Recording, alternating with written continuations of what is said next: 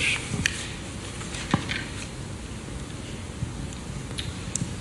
Ministers, secretaries, thank you. Keeping in mind that all four of you have talked about the deep friendship and alliance between the U.S. and India, I have several questions. First, for Secretary Blinken, isn't it problematic that after 48 days of war that India has yet to condemn Russia's invasion? What more can the U.S. do to persuade India to make what some would argue is a symbolic step, but still a critical one? And there are a number of reports suggesting that Moscow and Delhi are trying to work out some sort of currency exchange for future energy purchases. Did you tell Secretary Jaishankar that these could risk violations of not just current sanctions, but also risk violating CAATSA? Secretary Austin, this is a larger policy question. Has the U.S. missed an opportunity in the past 17 years since the beginning of this strategic partnership to replace Moscow as Delhi's choice for weapons, for military materiel, not just the training and the robust partnership that we see in the military sphere? And finally, for the ministers Jaishankar and Singh, why not condemn Russia's invasion? Wouldn't this best reflect India's foreign policy goals and international standing? And what is the leverage that the Indian government has to persuade Vladimir Putin that the carnage that we are seeing every day simply must not stop, that it's not helping the Ukrainian people, and that it's not helping the Russian people? Thank you so much. Thank you. I'm happy to start. I applaud the multi-part, multi-person question. A few things. First, I should note, before getting into the specifics of the question, that Prime Minister Modi, President Biden had a very warm and productive conversation today in their virtual summit.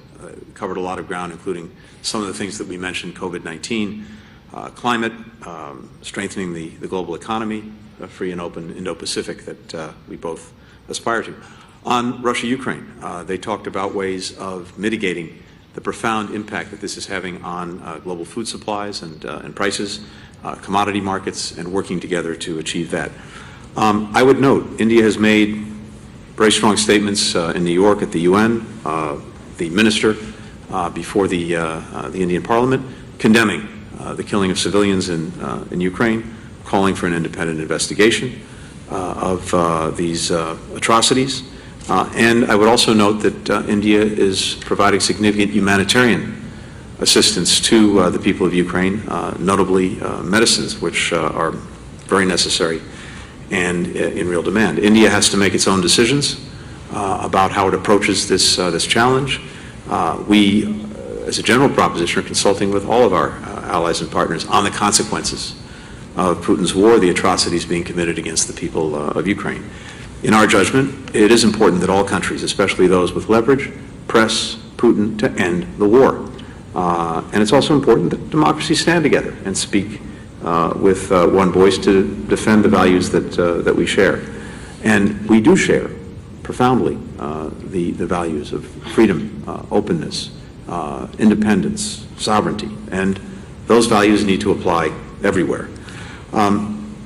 India's relationship with Russia was developed over decades at a time when the United States was not able to be a partner to India. Times have changed. Today, we are able and willing to be a partner of choice with India across virtually every realm: commerce, technology, education, and security. And that was very much the nature of the conversation that we had today. When it comes to oil purchases, sanctions, et cetera, I just note that there are carve-outs for energy purchases. Of course, we're encouraging countries not to purchase additional energy supplies from Russia. Every country is differently situated, has different needs, requirements, but we're looking to allies and partners not to increase their purchases of Russian energy. Well, thanks, Roz. Regarding missed opportunities, course, I can't say much about policy decisions that were made before my time. But what I can tell you is that President Biden truly values strong alliances and partnerships like the one that we have with India. And that's really what today is all about. It's about taking a strong relationship and making it even stronger, and working on those things that create interoperability and allow us to work together to promote the things that all of us have talked about. The issue of values is central to this relationship, and we'll continue to work to strengthen what's a very strong relationship, and so that we don't miss any opportunities going forward. So, thanks. I think I probably answer for both of us. First of all, thank you for the advice and suggestions in your question. I prefer to do it my way and articulate it my way. Now, as Secretary Blinken has pointed out, we have made a number of statements which outline our position in the UN, in our parliament, and in other forums. And briefly, what those positions state is that we are against the conflict, we are for dialogue and diplomacy, we are for urgent cessation of violence, and we are prepared to contribute in whatever way to these objectives. I noticed you refer to oil purchases. If you are looking at energy purchases from Russia, I would suggest that your attention should be focused on Europe, which probably we do buy some energy which is necessary for our energy security. But I suspect, looking at the figures, probably our total purchases for the month would be less than what Europe does in an afternoon. So you might want to think about it. We'll turn to Lalit Jha, Press Trust of India.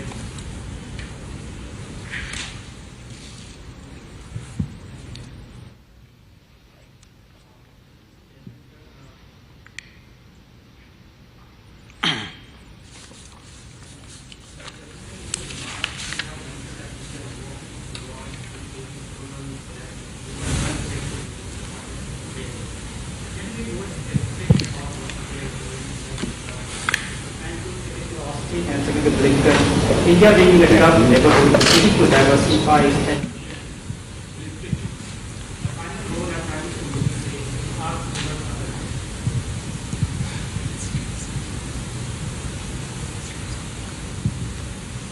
do I need to repeat? Okay. Mr. Jaishankar,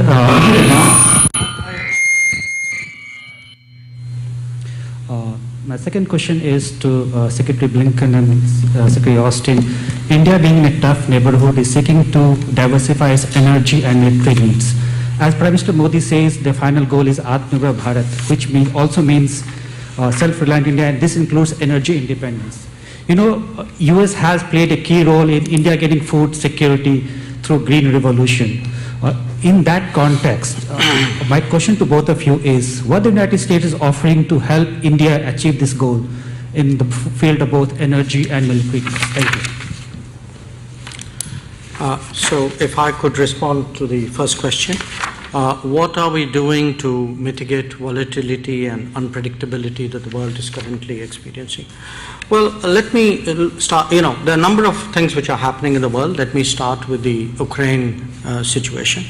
I think part of what we are doing is to press for a cessation of hostilities, which I think everybody would agree would mitigate matters and clearly make the world less unpredictable. We are also addressing the humanitarian situation. In fact, we have, the Ukrainians have been in touch with us especially for the supply of medicines. We have already provided humanitarian relief to Ukraine, to some of the neighbors, and even as we speak, a shipment of medicines is being delivered or will be delivered very soon to Kiev. We have discussed the economic consequences as well. I mean, we are looking at it ourselves, but we've discussed it as partners. I think a big concern we have, and not just we, I think the world has, is of energy security, of rising prices, of increasing premiums, of limited supplies. So today you have to understand it is a legitimate concern of countries to ensure their energy security. But an equally big worry which is emerging is of food security. There are concerns across geographies of societies who are importing wheat or sugar or other foodstuff out of the conflict region. So we have discussed today, not just us, but I think the subject also came up in the virtual summit between Prime Minister Modi and President Biden about what could India do to stabilize the global economic situation. And we are quite willing, and in fact we've already started responding to the need for greater food supplies, especially wheat most of all, but to some degree sugar as well. We have at this moment, a number of countries are discussing with us the possibility of greater food supplies, including the World Food Programme. So that's the Ukraine part of the global situation. But that's not the only problem that we face. I think the COVID has also left us with a lot of uncertainties and a lot of challenges to be addressed. Again, I think part of it is how do you construct more reliable and resilient supply chains? How do you increase trust and transparency? How do we work together on critical and emerging technologies like 5G? And again, we discussed an Indian initiative called Performance Linked Initiative, which would incentivize manufacturing in India, and I think it's very much in American interest to support it. We also spoke about how we could work together to help with the global health situation. How do we get a shot in every arm? How do we increase the distribution of vaccines? And the other issue again which has added to global uncertainty is Afghanistan. And how do you stabilize the region? How do you again provide humanitarian assistance? We are, as you know, in the middle of providing 50,000 tons of wheat. How do you deal with the terrorism concerns that the world has in the Security Council, in FATF, etc.? And I would say in a way, in terms of mitigating and stabilizing, the Quad itself is a great stabilizer. So that too is part of the contribution we are making towards a better world, and making that contribution in large measure through a partnership with the United States. You want to start? Yeah, so the question was, what are we offering to India in support of its defense security, I think was the question. As you heard in our earlier statements, we're working closely with India on a range of priorities to support India's security and its role as a net security provider. It's a leader in the region, and it actually exports security to the region, and we're grateful for that. Some of the things that we talked about, as we stated in our opening statements, information sharing, deeper cooperation in space and cyberspace, liaison exchanges, continuing to work together more frequently and in exercises, but also exercises of increasing complexity. So we're working with India on a number of things, and we think these things will add tremendous value to the region in terms of security. And on the last part of the question on energy, first let me say what we're seeing across the board is that the Russian aggression against Ukraine is having profound impacts not only on the people of Ukraine, the brutalization of the country, but it is having global impacts, including, as we were talking about, on food availability and prices, and also on energy. And we've seen significant increases in price there as well. One of the important steps that President Biden took was to proceed with a coordinated release from strategic petroleum reserves that will continue over the next, for the part of the United States, over the next 6 months to ensure that there is adequate energy on world markets, both to have an impact on availability as well as on price, to deal with the disruptions caused by the Russian aggression.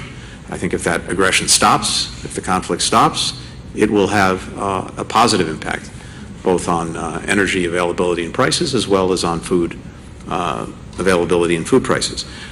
More broadly, though, India is the third largest consumer of energy in the world. It's a big place, a big market. Electricity demand is projected to double by 2030. We've dramatically increased our own energy trade with India, diversifying its energy sources. Our energy exports to India now total about $11 billion a year. Ultimately, the most effective way to satisfy this growth, the needs of the Indian people, the Indian economy, is, of course, to honor the climate goals, the ambitious climate goals that India has set, including particularly the expansion of renewables. And again, I point you to the very important commitments that Prime Minister Modi made at the COP26. We are committed, for our part, to partnering in India's clean energy transition, and this needs to be a partnership. We have a responsibility, a historic responsibility, as well as a current responsibility in trying to make sure that we're helping to make available the technology, the financing, the support to help countries make that transition, to adapt, to build resilience in dealing with climate change and making sure that adequate supplies of energy are reaching their people. There's a long-standing strategic clean energy partnership that is co-led by our Department of Energy, the Ministry of Petroleum and Natural Gas in India. That is deepening cooperation on energy efficiency and next-generation fuels. And we have the Quad. We've got a working group on climate that's partnering on green shipping corridors and on green technology. Here at the State Department, our own Energy Bureau has done a lot of work, including collaborative studies with Indian researchers on the most economical decarbonization pathways. And finally, I just note our Development Finance Corporation just announced a $500 million loan to First Solar, which will produce solar panel modules in southern India, furthering climate goals, diversifying solar supply chains. So in all these ways and more, we are working both to deal with the impact of the Russian aggression on energy, but much more broadly with this combination of helping India meet its energy needs while advancing together the vital climate agenda that we share. Ryo Nakamura of Nikkei. Thank you very much for taking my question. To Secretary Blinken, India plans to deploy S-400 missile defense system. Did you discuss this topic with your Indian counterpart today? Do you rule out the possibility of sanctioning India for its acquisition of S-400? To Secretary Austin, India is trying to diversify its procurement of military equipment and weapons by reducing reliance on Russia and purchasing more from other countries, including the United States. I'm wondering what steps the Biden administration will take to help India accelerate the diversification effort. Is it an option for the United States to provide a financial assistance to India to make U.S. systems more affordable? To Indian Foreign Minister Jaishankar, Russia has more and more aligned with China diplomatically, economically, and militarily. How much are you concerned about their alignment in terms of India's national security? With that concern, do you think India has to reduce reliance on Russia economically and militarily as soon as possible? Thank you. I'm happy to start. So let me start by saying that we continue to urge all countries to avoid major new transactions for Russian weapon systems, particularly in light of what Russia is doing to Ukraine. We've not yet made a determination regarding potential sanctions or potential waivers under the CAATSA law. But to come back to something I said a few moments ago, there is, of course, a long history and a long relationship between India and Russia, including when it comes to military equipment. That relationship took hold many years ago at a time when, as I said, we were not able to be a partner to India. And again, as I said, we are now both able and willing to be such a partner, to be a security partner of choice for India. That's one of the areas that we discussed in some detail today. On the issue of future systems, we are engaged in active discussions with India on how to best support their modernization needs. And again, as we look at the future, we want to make sure that we maintain the ability to operate together. And so we look forward to those continued discussions. And it also includes a range of options that would make our systems more affordable. So this is work that will continue going forward, and again, look forward to continuing to have them as a strong and reliable partner. Well, this seems to be my day to get a lot of advice and suggestions from the press, so thank you for joining that. But look, we watch what's happening in the world like any country does, and we draw our conclusions and make our assessments. And believe me, we have a decent sense of what is in our interest and know how to protect it and advance it. So I think part of what has changed is we have more options than we did before. I will look at us today. We are standing here for a 2+2 with a substantial defense collaboration which has happened in the last decade, which we have been discussing how to take forward. And this wasn't an option which was there for 40 years before that. So the world is changing. The world will keep changing. What we have to do in our profession is to watch it and see how your interests are best advanced in that. And I just want to pick up on the last, not this question, but the previous question which Secretary Blinken answered on the energy side, which is, given our energy security concerns, again, I don't want this whole subject to go off on a sort of a political note. Every country looks at its best options, and I think today an expanding India-US energy relationship, which by the way didn't exist some years ago. If my memory is right, you are the second largest LNG supplier to India, I think the fourth or the fifth largest crude oil supplier, a big partner in the renewable side, including the agreement which Secretary Blinken just mentioned. So we have, there is so much more going on in the world today, and a large part of it is really to fully explore the opportunities between India and the United States. We'll take a final question from Pranay Upadhyay, ABP News.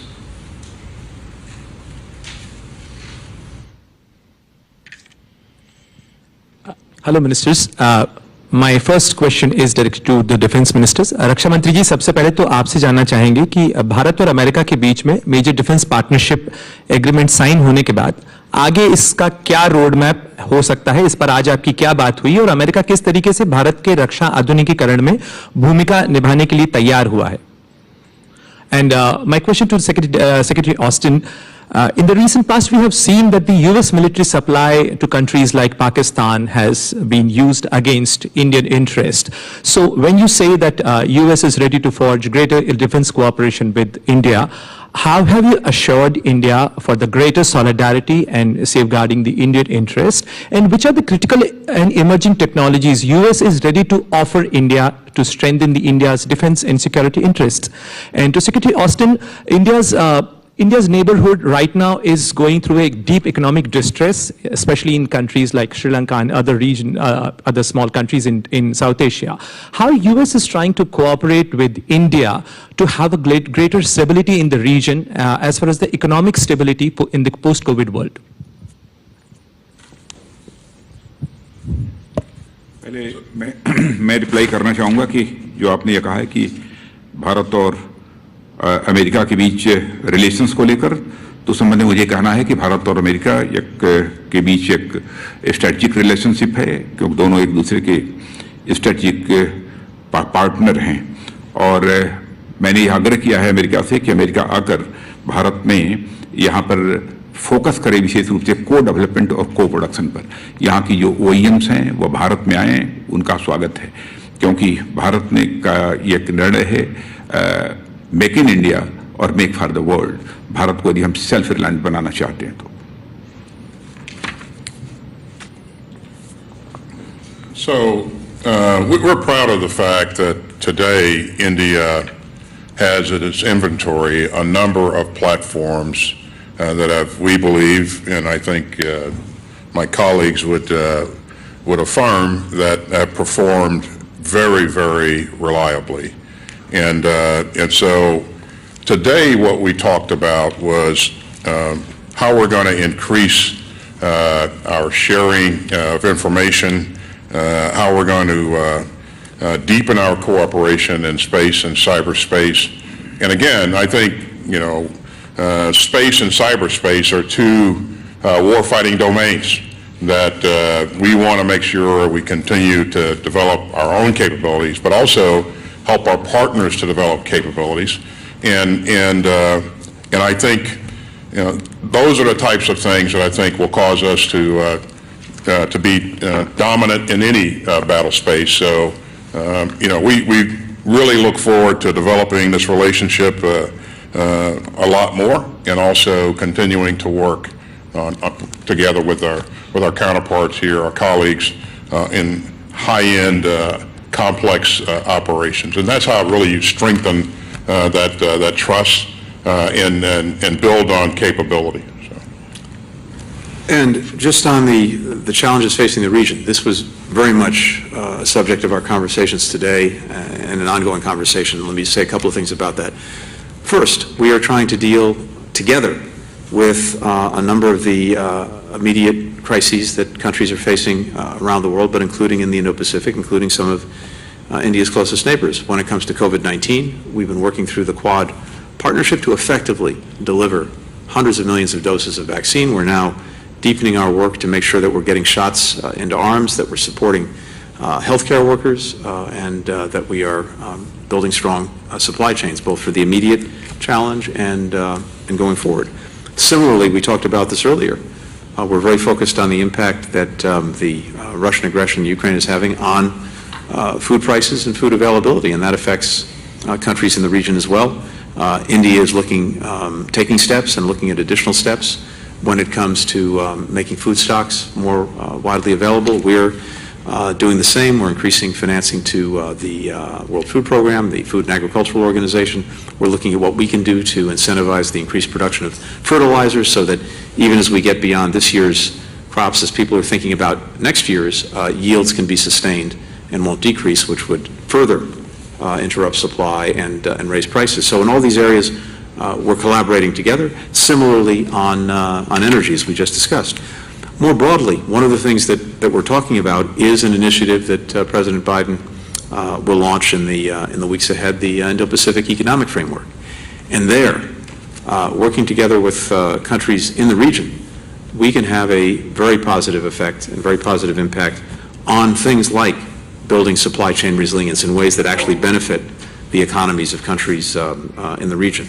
On infrastructure investment, which is so needed and so critical, where India and the United States can work together. On making available green technology as part of that effort. Building out global health security and the necessary infrastructure that goes with that. Working together on digital trade, which is increasingly a part of the lives of people in all of our countries and has tremendous potential, including in a number of these neighboring countries. So in all these ways and more, we are working not only individually, but increasingly we're working together to make sure that some of the benefits of the changing economy can be brought to these countries, as well as helping them to deal with many of the challenges that we're facing. Thank you, Your Excellency. This concludes the press availability. Thank you.